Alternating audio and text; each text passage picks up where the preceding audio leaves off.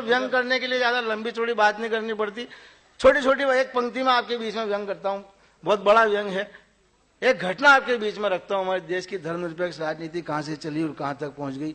एक घटना घटी गोधरा में, एक ट्रेन जली, 59 हिंदू तीर्थयात्री जिंदा जल के राख हो गए।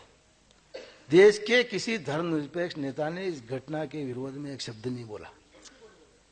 क्यों नहीं बोला, ये जानकारी आज तक किसी के पास में नहीं है।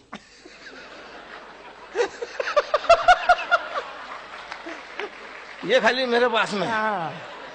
और मेरे पास में इसलिए आपको बता रहा हूं, धर्मनिरपेक्ष राजनीति पर मेरा दावा है कोई इससे बड़ा व्यंग नहीं हो सकता जो मैं आपके बीच में रख रहा हूं।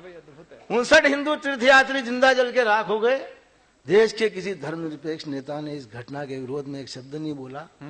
इसलिए नहीं बोला क्योंकि जल के मरने वाले तमाम तीर्थयात्री हिंदू थे और हिंदू परंपरा के अनुसार जलाने का रिवाज होता है। मरने के बाद नहीं जलाया, जिंदा जलाया, लेकिन उनकी धार्मिक मान्यता परंपरा के अनुसार काम हुआ। इसलिए देश के किसी धर्मनिरपेक्ष नेता ने इस घटना के विरोध में एक शब्द नहीं बोला।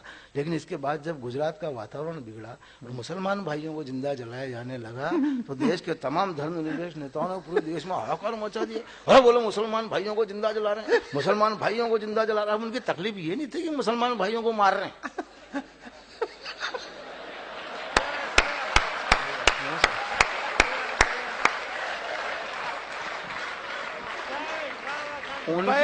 वाह शांति, एक बार जोरदार तालियां शांति के लिए। वाह,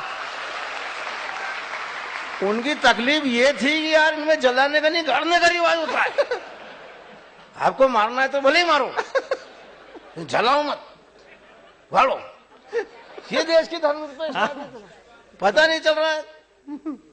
इसके बाद जब गुजरात का सारा वातावरण बिगड़ा, कई बार कुमार भाई संकट इसलिए पैदा हो जाते हैं कि आदमी को जहां होना चाहिए वहां होता नहीं, तब भी संकट पैदा हो जाता है।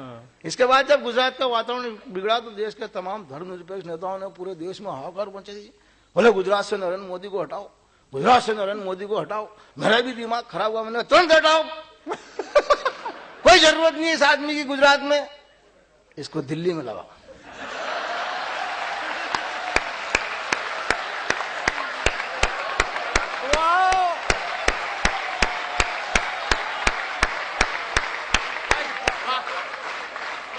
मतलब अब गुजरात में हो गया, अब इस आदमी की जरूरत वहां पड़ रही। और ये टाइम पे इसको वहां लगा देते तो आज इनको ये दिन नहीं देखना पड़ता। संकट इसलिए पैदा हो जाता है साहब। और एक समस्या और एक समाधान, सारा वातावरण, सारा घटनाक्रम जब ये निपटा तो ये सब कुछ निपटने के बाद देश के तमाम धर्मनिरपेक्ष नेताओं ने, आपको याद होगा, याद दिला रहा हूं, ये सारा घटनाक्रम निपटा। इसके बाद देश के तमाम धर्मनिरपेक्ष नेताओं ने माननीय सोनिया गांधी के नेतृत्व में राजघाट पर धरना दिया। काहे के लिए? देश की धर्मनिरपेक्षता को मजबूत बनाने के लिए। अगले दिन मैंने उनसे संपर्क किया।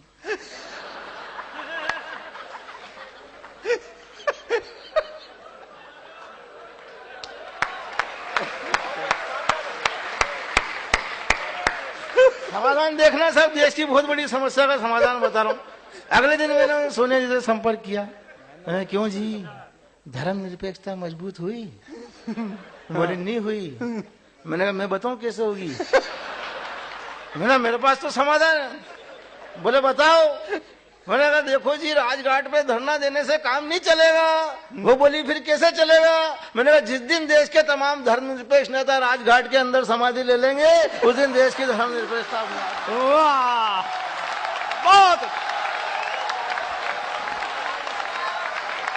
वंडरफुल।